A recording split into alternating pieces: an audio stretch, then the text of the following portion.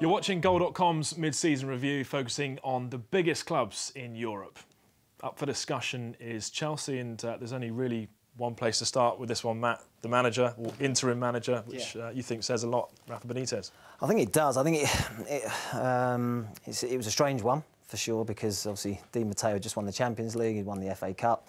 I get the feeling that Abramovich never really wanted him in the first place. And at the first opportunity he got to sack him, he did. My guess is that he would like Guardiola in the long term. He probably wasn't available to take the job straight away, so he went for Rafa Benitez, someone who I think he's got a lot of respect for, and you know, had a few tussles in the Champions League over the years with his team at Liverpool.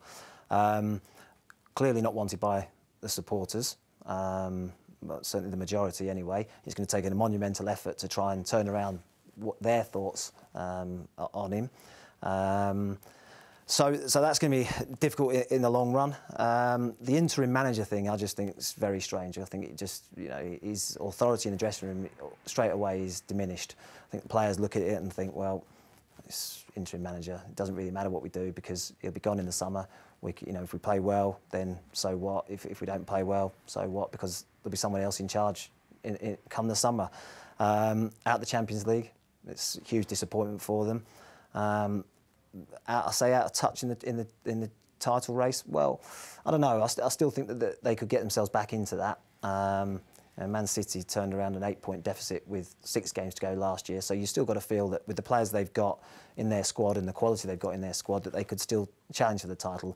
But it'd be a tall ask. Pete, we will come to the players, but the fans' dislike of Benitez, how much of that is genuine dislike and feeling that he can't do a job, and how much of it is that's the only way they can vent their frustration at Abramovich?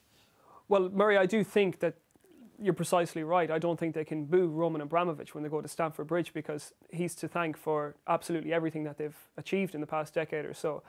So I do think that they're frustrated, obviously, with the fact that Roberto Di Matteo has been sacked so early. But at the same time, using Benitez as a conduit for that frustration is the only thing that the fans can do, because really they've got no cause for gripe, in my opinion, to pick on Roman Abramovich. He's the man who's brought the success to the club. Absolutely. They were singing "We Want Our Chelsea Back." They've sung it every game since Benitez's appointment, and you wonder which Chelsea do they want back? The one with the running track around the pitch, the one that was £80 million in debt when Abramovich bought the club in the first place. Roman Abramovich has made the modern Chelsea, so they can't argue with him. He's given them the Champions League, he's given them league titles, and this is how he runs the club. It's his club, it's his toy, it's his plaything, and he's always made that clear. He's never tried to hide it. His goal has traditionally been the Champions League, and Di Matteo delivered that. So what manager would want to, and then subsequently lost his job, what manager would want to go somewhere where you deliver everything that's asked of you, yet you still can't keep your job? Yeah, well, he had the dream and he got it, and it wasn't quite what he expected, because he wants to win the Champions League playing gorgeous Barcelona-esque football, which is exactly why he's been chasing Guardiola. He spoke to him in the summer before Di Matteo was appointed. Why did it take 3 weeks to appoint Roberto Di Matteo after they won the Champions League? It's because Abramovich went to Guardiola first, and he did it again before and after he sacked Di Matteo. Guardiola's having a sabbatical. He's not going to take the job before next summer. That's why Benitez is an interim manager, and Abramovich will go for Guardiola. But like you said, why would Guardiola take that job? I can think of lots of reasons, financially anyway. You know, that's the only reason why you would say that he'd take the job, because is it a long-term project? Maybe not. You know, Abramovich has shown that regardless of success, you can still be sacked. But you're going to get an awful lot of money to take that job, and if you get sacked, you get a big payoff. Pete, it's all very well wanting to play Barcelona style when you've got Guardiola there to orchestrate it, but you need the players on the pitch, and where are they falling short? Well, at the moment, I think it would be no stretch to say that they're struggling to get the best form out of Fernando Torres. I know it's probably repeating the argument for the past 2 years, but I think the appointment of Benitez is probably a steer in that direction. He's obviously, they've worked together at Liverpool before, and Benitez probably got the best football out of Fernando Torres that he's ever produced during his career. So I think that in order to provide those through passes, I think Benitez's style of football will suit Torres a little bit better. And he's already hit the goal trail, but that's not to say that he will be the main man come February the 1st. You just watch Torres now, and you just feel like he's never going to get it back, really.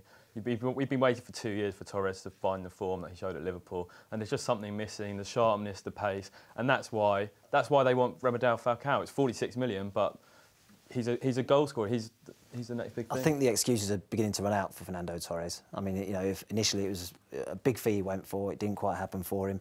Then all the players that they brought in this summer have all been brought in to try and get the best out of him, slip those balls through down the channels. Hazard, Oscar, people like that. The quality of that three in behind with Juan Mata as well. All those players are there to try and get the best out of Fernando Torres, and yet we're still not seeing him at his very peak.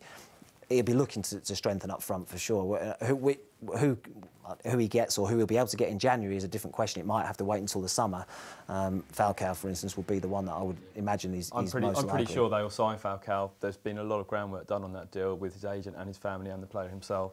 But probably next summer now, because so much has happened that January deal's looking unlikely.